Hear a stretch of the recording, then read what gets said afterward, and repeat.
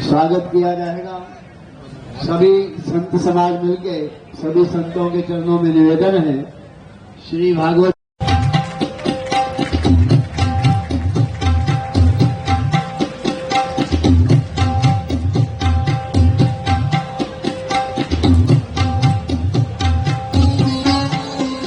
राष्ट्राय इदं न मम के इस महायज्ञ में सम्माननीय भागवत जी का जो उद्बोधक आहुति प्रदान की, कुछ एक मिनटों के लिए आप सभी सज्जनों को निवेदन है, स्वागत करिए।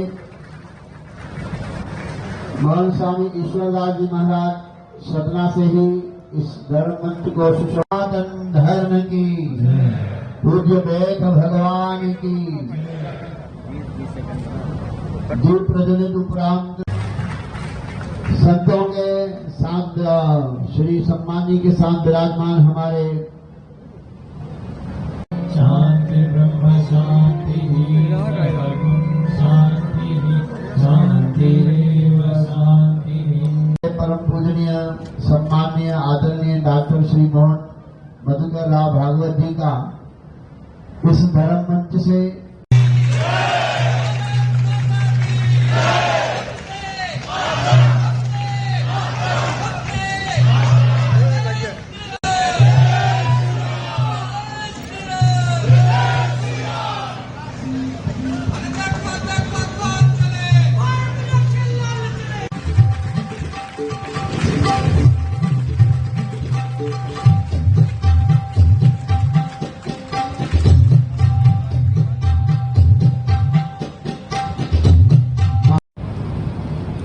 तो उसने कहा, सम्राट क्या कहते हो, खाली हाथ आया खाली हाथ जा रहा हूं, इतना सारा जमा किया, यहीं छोड़कर जाना पड़ रहा है।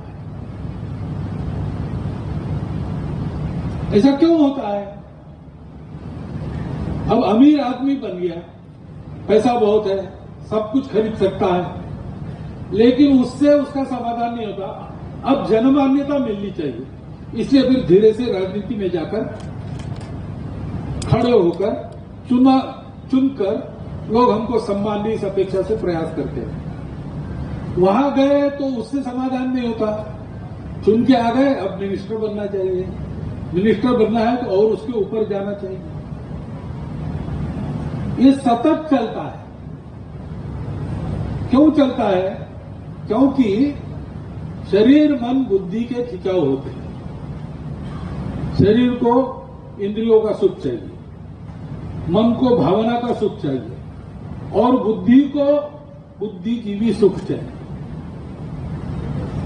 और ये तीनों एक साथ प्राप्त हो, इसका रास्ता नहीं है कोई। क्योंकि जिस दर्पण को हम देखते हैं भौतिकवाद के, उसमें ये सब अलग अलग दिखाई देता है। फिर मैं सुखी हूं, बाकी दुनिया दुखी है तो भी मैं दुखी हो जाता हूं। मेरा विकास हो गया लेकिन मेरा पर्यावरण खराब हो गया तो भी मैं दुख में पड़ता हूं। ये तीनों एक साथ कैसे प्राप्त हो, तीनों की उन्नति, तीनों का विकास, इसका कोई रास्ता मेरे पास नहीं है, क्योंकि मेरा दर्पण है भौतिकवाद। एक बार ऐसे हो गया, एक बालक, अबोध बालक सुबह उठ के रोने लगा। माता ने पूछा क्या हो गया? उसने कहा मेरे टुकड़े हो गए। अरे भाई तेरे टुकड़े क्यों हो रहे हैं? तू है ना भला खासा, रो रहा है ना?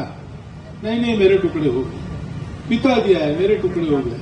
सब आए, उनको बताया मेरे टुकड़े हो रहे, इसलिए मैं रो रहा हूं।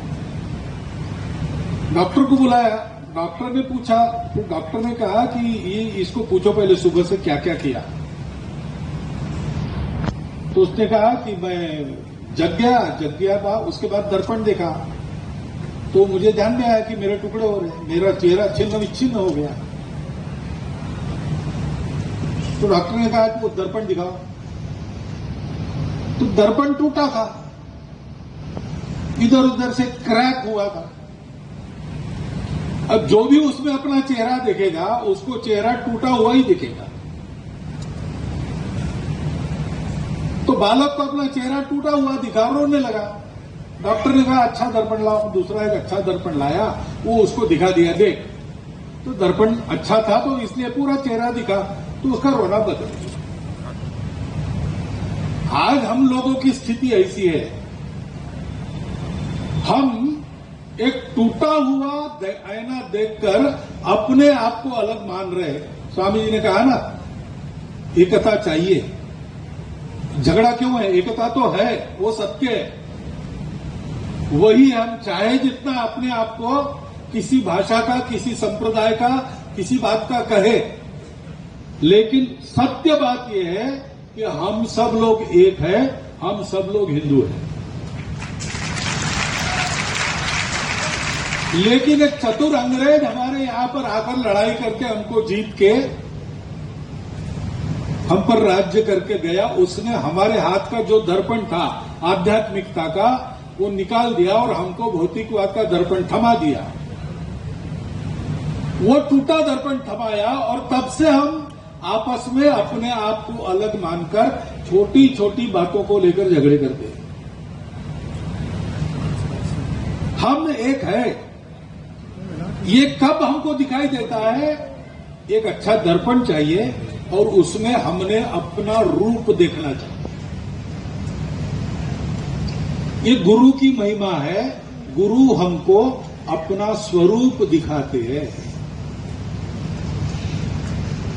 मेरा रूप नहीं, स्वरूप।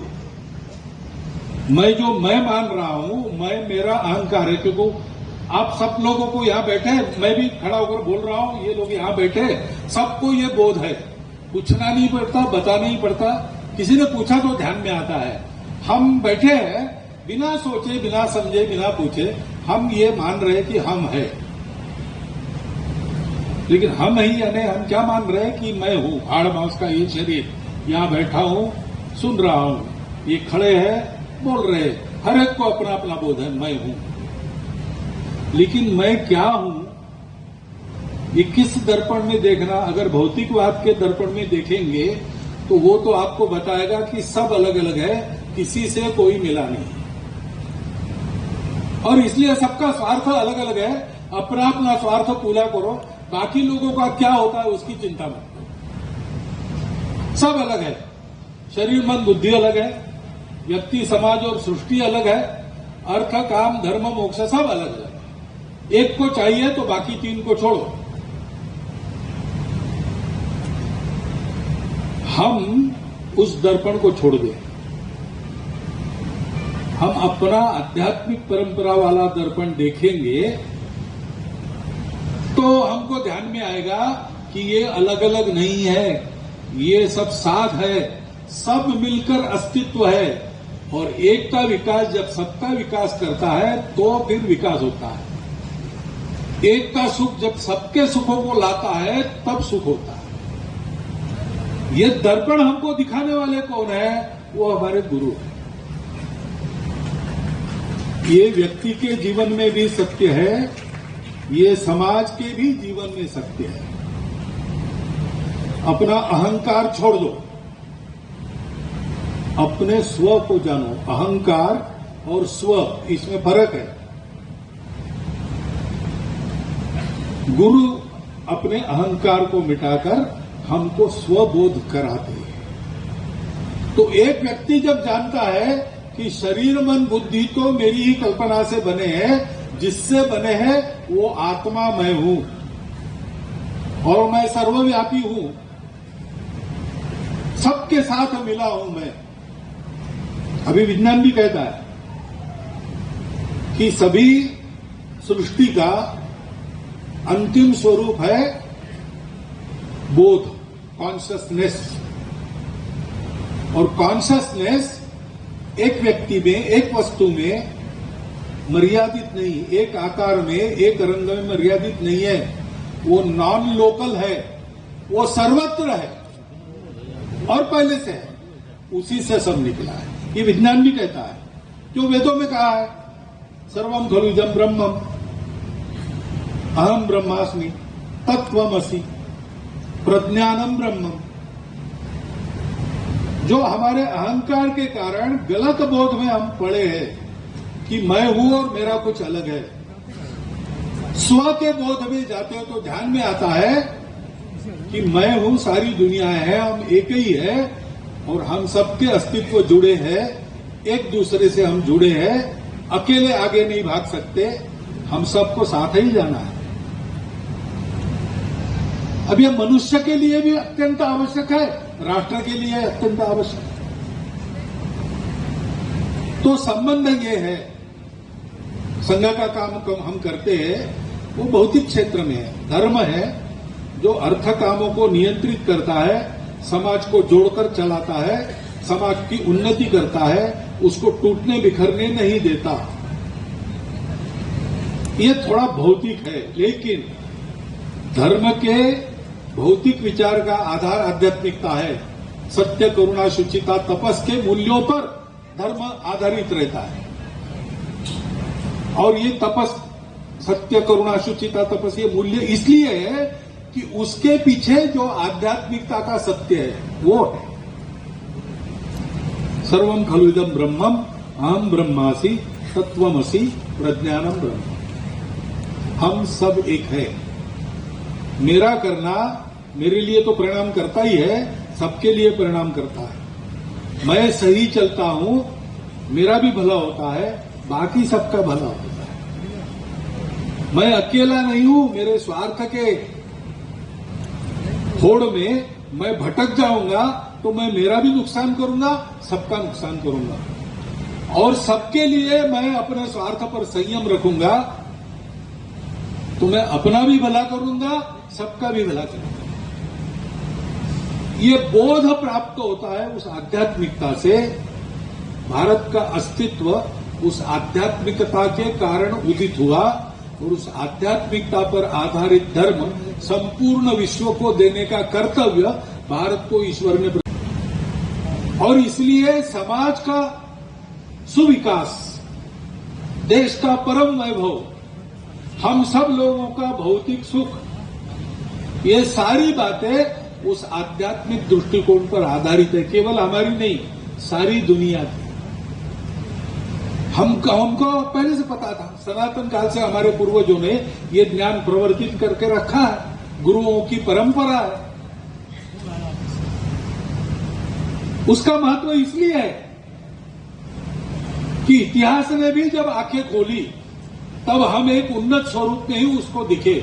उसके पहले का उसको मालूम नहीं। उसके पहले हमारे ऋषि मुनियों ने इस सत्य को खोजा, इसके आधार पर एक पूरे राष्ट्र को बनाया, एक पूरे समाज को संस्कृति की रचना दी। उसके कारण भारतवर्ष समय समय पर विश्व को ये ज्ञान दे सकता है। गुरु परंपरा के कारण ये बोध हम लोगों में सब प्रकार की परिस्थितियों में से हम पार होते हुए भी ठीक ठीक आज भी हमारे लिए प्राप्त है। ऐसे हमारा राष्ट्र भी है, उसके भी गुरु समय समय पर हो गए हैं।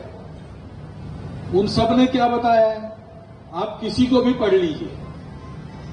अभी हम आधुनिक भारत के स्वतंत्रता काल में है, 75 वर्ष कभी के पूरे हो चुके, हम आगे बढ़ गए 78 वर्ष, 79 वर्ष में आ गए। इस स्वतंत्रता की लड़ाई में 1857 से लेकर 1947 तक जो हमारे पुरोधा हो गए, उन सबके विचार आप सुनो, उन सबको पढ़ो। तफसील अलग अलग होता है, जैसे संप्रदायों का होता है, तफसील अलग अलग होता है, लेकिन जो मूल बात सबको समझानी है वो सबकी एक है। वो क्या है? मनुष्य मात्र की सच्ची स्वतंत्रता भारत के आध्यात्मिक ज्ञान से प्राप्त होगी। उसको धारण करके अपने जीवन को ठीक करके हम देश के लिए जिए मरे, अपना देश दुनिया के लिए ही जीता है और इसलिए हम ऐसा बनेंगे तो उसका परिणाम, अपना देश तो अच्छा होगा, हमारा प्रत्येक का जीवन भी अच्छा बनेगा, परंतु सारी दुनिया को एक नए सुख शांति के रास्ते का लाभ होगा। तो उसमें एक भाषा हमको परंपरा से मिली है, सिंधी भाषा। उसका जतन होना चाहिए घर में। भारत के प्रत्येक व्यक्ति को अपनी मातृभाषा आनी ही चाहिए, अच्छी बोलती आनी चाहिए। पढ़कर समझना आना चाहिए, भाषण करने पड़ा तो करते बनना चाहिए। हम जहां रहते हैं वहां की भी भाषा हमको आनी चाहिए, क्योंकि वो भी अपनी भाषा है, सारी भारत की भाषा है, राष्ट्रभाषा है। और हम सबको समझ में आए ऐसी कोई एक भाषा हमको आनी चाहिए। भारत के प्रत्येक व्यक्ति को 3 भाषाएं आनी चाहिए, अपनी मातृभाषा, आपस में व्यवहार की भाषा, जिस प्रांत में है हम उस प्रांत की भाषा। अपने घर के चौखट के अंदर अपनी मातृभाषा का अभ्यास होना चाहिए। विदेशी भाषा का उपयोग वहां बिल्कुल नहीं करना चाहिए। वेशभूषा, जमाना बदलता है, वेशभूषा बदलती है तो ठीक है, विदेशी वेश का भी प्रयोग करना पड़ता है, परंतु अपने घर के अंदर कम से कम अपने पर्व त्योहारों पर अपना वेश धारण करना चाहिए। मुझे याद है दशहरे के दिन हमारे घर के सामने चंद्रपुर में एक बड़ा मैदान था, वहां हमारी शाखा भी लगती थी, वो शाखा मैं ही चलाता था। उस समय हमारे सारे सिंधी भाई और बहनें अपना परंपरागत वेश पहनकर आती थी और मनाती थी। कम से कम अपने पर्व त्योहारों पर अपना वेश चाहिए, अपने भजन हमने करने चाहिए। अब बच्चे विद्यालय में जाते हैं, सीखते हैं, ठीक है, अब उसका क्या करना वो भी एक प्रश्न है, परंतु वी शैल ओवरकम समडे वगैरह ऐसे गाने गाते, कोई बात नहीं, अर्थ तो अच्छा ही है वो, परंतु अपने भजन तो उनको मालूम चाहिए ना। दुनिया के सब पंथ संप्रदायों के जो आद्य पुरुष है उनका चरित्र पढ़ने लायक है, उनसे कुछ बोध लेने लायक है, वो मालूम होना खराब बात नहीं, अच्छा है, लेकिन हमारे रामकृष्ण की जानकारी हमको चाहिए कि नहीं? तो हमारे अपने परंपरा की जानकारी, हमारी भाषा, हमारा भोजन, एक आध बार पिज्जा विज्जा खा लिया अच्छी बात है, हफ्ते में एक बार बाहर चले गए भोजन में, ठीक है, परंतु रोज बाहर का क्यों चाहिए? नहीं, हम रोटी सब्जी नहीं खाते, हमारे बालक तो क्या है पिज्जा ही खाना पसंद करते, ये कहां से आ गई यार? भोजन, भजन, भाषा, भूषा और भ्रमण और भवन, अपना घर, अपने घर पर अपना नाम अंग्रेजी में क्यों लिखना? भारत में हमारे कुछ रिश्तेदार ऐसे हैं क्या जिनको अपनी भाषा समझ में नहीं आती? हमारे घर का विवाह है, निमंत्रण पत्र अंग्रेजी में क्यों छापना? हाँ, जिनके दोस्त हैं यूरोप अमेरिका में उनको अंग्रेजी छाप कर भेज दिया, समझ में आता है, लेकिन हमारे कौन से ऐसे सारे भारतवर्ष में दोस्त हैं जिनको भारत की भाषा नहीं आती, अंग्रेजी ही आती? सोते हैं बेडरूम में, तकिया है, उस पर जो खोल लगी है उस पर अंग्रेजी में लिखा है वेलकम, क्यों लिखा है भाई? सुस्वागतम नहीं हो सकता? छोटी छोटी बातें आसानी से कर सकते हैं, इसमें कोई परिश्रम नहीं रहता। अगर हमको जतन करना है अपने स्व को, याद रखना है अपने घर का अपना कमरा, तो हमको ये ठीक रखना पड़ेगा। और ये केवल सिंधी भाइयों के लिए नहीं कर रहा हूं, सबके लिए कह रहा हूं कि अगर ये भूल जाएं तो हम अपने घर से भी बेदखल होने का खतरा मोल लेंगे, तो नहीं करना चाहिए। ये स्व का आईना हमारे सब महापुरुषों ने हमको दिखाया है। आप गांधी जी को पढ़ लीजिए, आप सुभाष बाबू को पढ़ लीजिए, आप रविन्द्रनाथ ठाकुर को पढ़ लीजिए, स्वामी विवेकानंद को पढ़ लीजिए, डॉक्टर अंबेडकर साहब को पढ़ लीजिए, किसी को भी जो जो हमें गलत घुस गया था, जो जो हमारे विस्मृति के कारण बिगड़ गया था, उन सबको उन्होंने चाबुक हाथ में लेकर पीटा है, लेकिन जो हमारा है शाश्वत है, उन्होंने हमेशा ये कहा है कि प्राण जाएंगे फिर भी इसको नहीं छोड़ना। यही उपदेश व्यास महर्षि का है, न जातु कामान न भयान न लोभात धर्मम त्यजे जीवितस्यापि हेतु।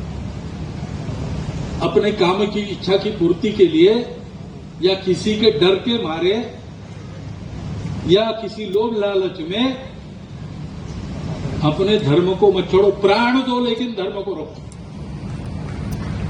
ये एक स्वधर्म है, अपने देश का स्वधर्म है। मेरा अपना व्यक्ति धर्म भी मेरा स्वधर्म है। गुरु स्व को दिखाते हैं। अगर हम देश के स्व को समझे तो अपना व्यक्तिगत स्वधर्म भी ध्यान में आता है, क्योंकि स्व एक ही है। देश का स्व और मेरा स्व अलग नहीं है। और गुरु जिनको उनके व्यक्तिगत स्वधर्म का बोध करते हैं, उस बोध में सारे विश्व के धर्म का बोध होने के कारण उनको अपने राष्ट्र धर्म का स्व भी समझ में आता है। और इसलिए देखिए, स्वतंत्रता की लड़ाई हुई 1857 में हुई, संत महात्मा भी उसमें थे। अरे वो तो आध्यात्मिक लोग हैं, राम नाम जपो भाई, इधर क्यों आए लड़ाई झगड़े में? अरे राम नाम जपने से वो कहता है राम नाम कि लड़ाई झगड़े का समय समाज का राष्ट्र का है, उधर जाओ।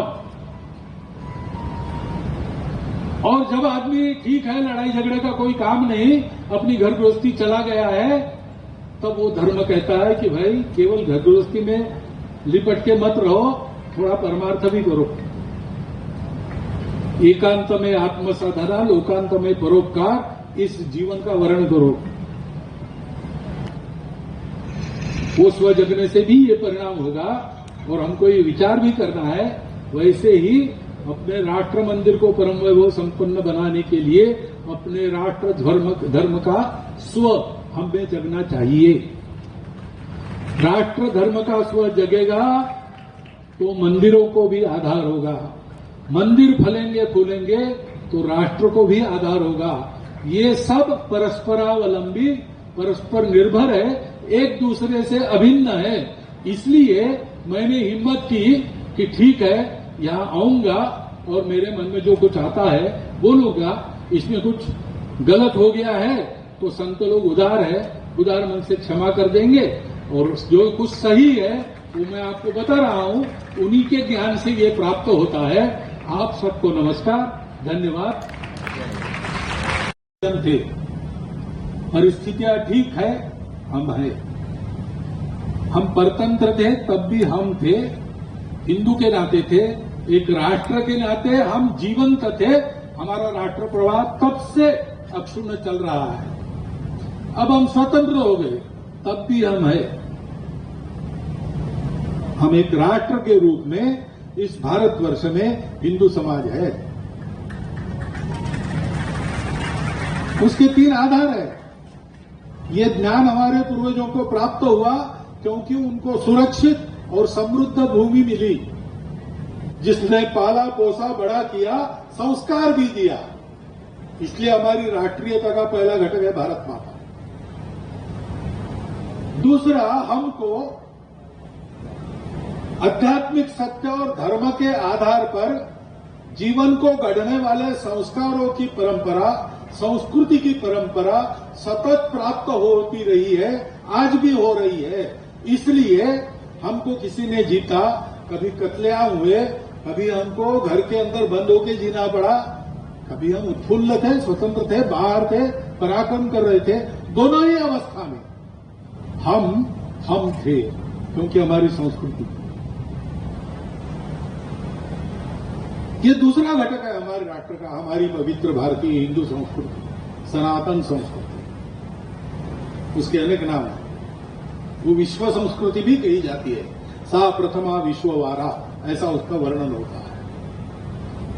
और तीसरा घटक है, इस संस्कृति को ऐसा पुष्पित पल्लवित रखना, उसका संरक्षण करना। ये काम करने वाले महापुरुष हो गए, जिन्होंने इसके लिए परिश्रम किया, पसीना बहाया, जीवन चढ़ा दिए, बलिदान हुए, प्राण भी अर्पण कर दिए। पूरा इतिहास, लंबा इतिहास है। किसी देश के पास इतना विस्तृत और इतना गौरवपूर्ण इतिहास नहीं है जो हमारे पास है। वो हमारे महापुरुष, हमारे पूर्वज, वो हमारे जीवन के आदर्श है। वो अभी भी कायम है। हम क्या भूल गए, क्या नहीं भूल गए, पता नहीं। लेकिन एक बात है कि गुरुओं के बलिदान को, गुरुपुत्रों के बलिदान को संपूर्ण देश में आज भी माना जाता है।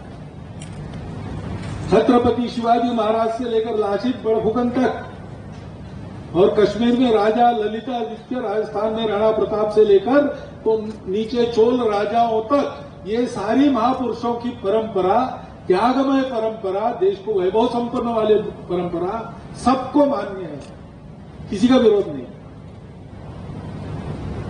ये महापुरुष, उनके आदर्श, ये हमारे राष्ट्रीयता का तीसरा घटक है। ये जिनके पास है उनको हिंदू कहा जाता है आज भी। कभी कभी अपने आप को हिंदू न कहने वाले भी विदेशों में जाते हैं तो उनको हिंदू कहा जाता है या हिंदवी कहा जाता है।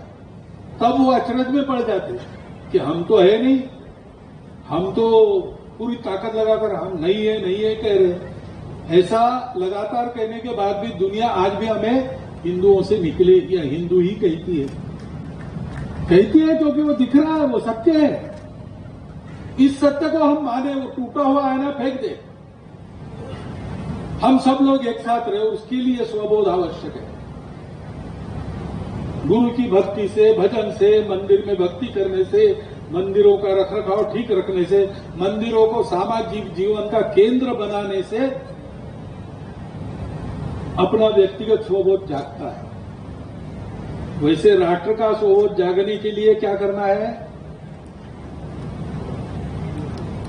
पहली बात, अपने घर की चौखट के अंदर कम से कम अपने घर की चौखट के अंदर, दुनिया भर में संभव हो तो दुनिया भर में, नहीं तो अपने घर के अंदर कम से कम भाषा, भूषा, भजन, भवन, भ्रमण, भोजन, ये हमारा चाहिए। जैसा हमारी परंपरा में वैसा चाहिए। बहुत सारे सिंधी भाई यहां बैठे हैं, मुझे बड़ा आनंद है। वो पाकिस्तान नहीं कहते, वो अविभाजित भारत कहते। ये आदत नई पीढ़ी तक जानी चाहिए, क्योंकि हमारा एक घर है, परिस्थिति ने हमको उस घर से यहां भेजा है, क्योंकि वो घर और ये घर अलग नहीं है, पूरा भारतवर्ष एक घर है। परंतु हमारे घर का एक कमरा जिसमें मेरा टेबल, कुर्सी, कपड़ा वगैरह रहता था, वो किसी ने हथियाया है। कल मुझे उसको वापस लेके वहां फिर से अपना डेरा डालना है।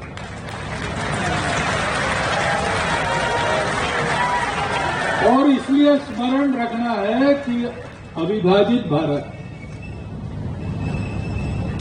ऐसे ही हमारी एक भाषा है, भारत में सबकी एक भाषा हृदय भाषा है। वीके न्यूज, राष्ट्र के नाम।